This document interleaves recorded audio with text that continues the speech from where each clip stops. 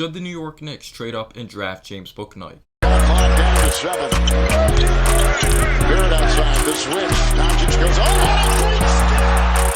And then he hammers it home. Broke his ankles. And bounces.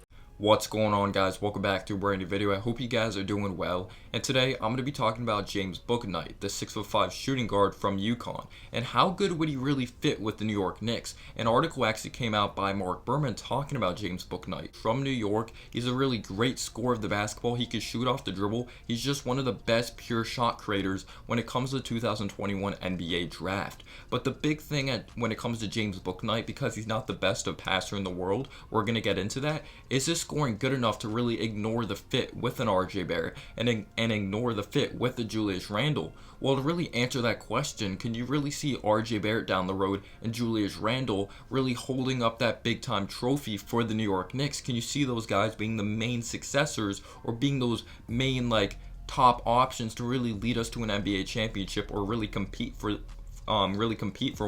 one day? So when you really take a look at the shot creation on the New York Knicks, obviously Nerlens Noel actually started a big time portion of the games when Mitchell Robinson went down. He's not someone that's really going to create off the dribble. Julius Randle can. But when you take a look at a Reggie Bullock, you take a look at an RJ Barrett and an Elfrid Payton. Elfrid Payton, someone who's not really big time offensively. Like RJ Barrett, he can create and get to the cup, but he isn't at that stage of his career that he could really shoot off the dribble yet. But I heard he is actually going to be working with Drew Hanlon, who works with a Zach LaVine, a Bradley Beal, a Joel Embiid. He's been his trainer actually since Duke. He's really going to be working on creating off the dribble and taking shots off the dribble, which we would really need because we need instant bucket types of players. We need to get timely buckets. We can't just rely on these other players to find RJ in the corner. RJ really needs to take that big time step forward of really taking shots off the dribble and really creating separation. And Reggie Bullock's not really someone that could take it to the cup. Yes, he was able to stand outside on the perimeter, really use that pump fake to create some quick separation that way, but he's not someone that could really tack and go to the cup when it comes to the half court setting. But James Bouknight's the total opposite. We're talking about someone who has great hesitation moves in his arsenal. He can catch a big outside on an island and use a great hesitation move of faking a three ball and really working downhill. We're talking about someone who's really crafty around the basket. He has such a soft touch. He loves using reverse layups. He has pretty solid dexterity. I absolutely love the way he plays out there on the court. He plays with this mentality of he wants to kill you. He has a good step back. He's good from mid-range territory. But definitely the big-time knock, we know how good he is of really getting to his spots, creating separation from mid-range territory, from downtown. He's really of a rhythm scorer. Is he someone that can really shoot off the catch and shoot? And he's actually talked about, it's reps when he talked to Mike Schmitz. I like my mechanics. I think I'm a good shooter of the basketball. I think it just comes down to reps and really getting better every single day. And I don't really think he is the worst of mechanics in the world. I don't think he's using too much of upper body. I don't think he's using too much of his legs, in my opinion.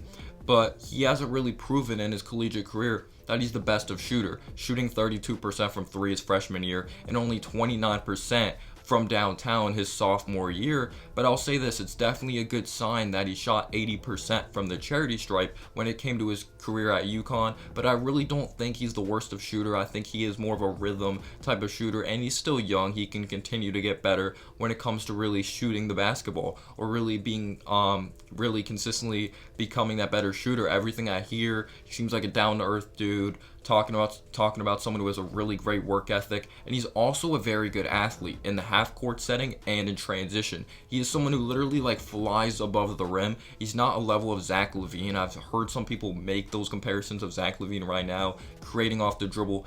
Zach LaVine wasn't the best of shooter coming out of UCLA. He's really gotten better, high level athlete, but Zach LaVine's a very special, springy type of athlete.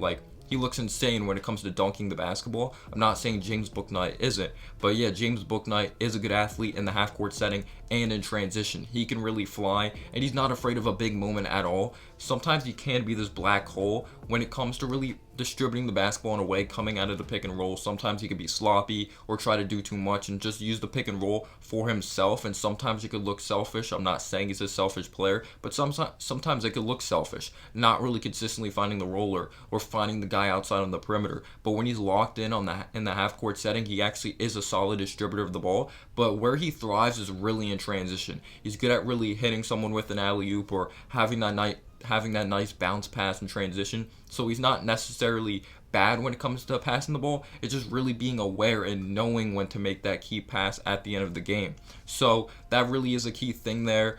Out of the pick and roll, sometimes he could be sloppy, sometimes he could pass the ball too late and it could result into a big time turnover. But we're talking about someone who has great hesitation moves in his arsenal, great step back. He can create separation like crazy. He can get to the rack. But can he be that more of off the ball type of shooter of the ball when it comes to the wing position? Because there's going to be situations that Julius Randle has the ball, RJ Barrett has the ball, or whoever our point guard is moving forward. And can you really trust him to move without the basketball consistently and really spot up from beyond the arc? So now, like I said, good handle, good score of the ball. He could score from all areas out there on the court, but the shooting definitely is a big time concern. But I really do think he's this bulldog, and he's really going to put in work. But now getting into defense. See, defense is really interesting, especially when you take a look at these top prospects and they don't really have the best of team around them, and there's so much pressure for them to score. So sometimes they don't really work their off like every single possession because they need to save some energy for offense. But this is someone that actually really plays hard on the defense side of the basketball. Someone who's actually, I would say, a pretty solid on-ball defender, and he plays extremely hard, and he's actually gotten better of staying out of foul trouble. He actually was too aggressive his freshman year. I don't know if it's that New York type of basketball mentality, playing hard and just playing hard no matter what. But then there's some plays that when he's like off the ball, sometimes you could leave a guy wide open like outside on the perimeter. I don't know if that's him like ball watching too much, but I definitely do think he has the high level intensity, and he has the good athleticism with a decent long wingspan, or a decent enough wingspan to really block shots, like potentially chase down block some people when it comes to in transition, because we know how fast he is. He has that really quick first step when it comes to offense in the half court setting. If it's a quick hesitation in getting to the rack, definitely an elite athlete or a really good athlete. So I think he has potential with some chase down blocks, really using that athleticism. But he definitely is someone that really takes pride in playing defense. And also because he's so athletic, he has such quick feet, he has good fundamentals. And this is someone who actually didn't start playing basketball until his freshman year of high school. So that definitely is a huge leap. He actually has some baseball in his background, full on great effort. And even when there's bigger types of players trying to post him up, he actually does a good job getting in front of them. Even though he has this wiry type of build, he just has this relentless style of play. Like, he's an absolute dog, and he comes up with big time steals, which I absolutely love about his game. Because James Bouknight plays with this high level of intensity, like, it just comes natural to him rebounding. He nearly averaged 6 rebounds per game this past season for UConn, which I definitely think is an underrated part of his game, because I feel like rebounding, a big part of it is hustle and really being involved in the action. So you'll see several plays, him getting a big time rebound or a rebound in general, getting out and running in transition or running the break, like throwing a dime to his teammate if it's a bounce pass, or he loves using the alley-oop pass in his arsenal, or he just looks like a lightning bolt, like running a big-time layup or using his big-time athleticism, really dunking the ball. And because he's not afraid of contact, especially in the half-court setting or in transition, like, people constantly are trying to catch up with him, so good luck catching up with him when it comes to transition or, of course, the fast break. But in the half-court setting, he's not afraid of contact. He continues to attack, and he does a great job of getting to the charity stripe. And obviously, the positive is that he shoots 80%, or he shot 80% from the free throw line at UConn. But thank you so much for watching. I love his fundamentals on the defense side of the basketball. Still has ways to go, though. And as always, guys, have a humble day or night. Peace out, y'all.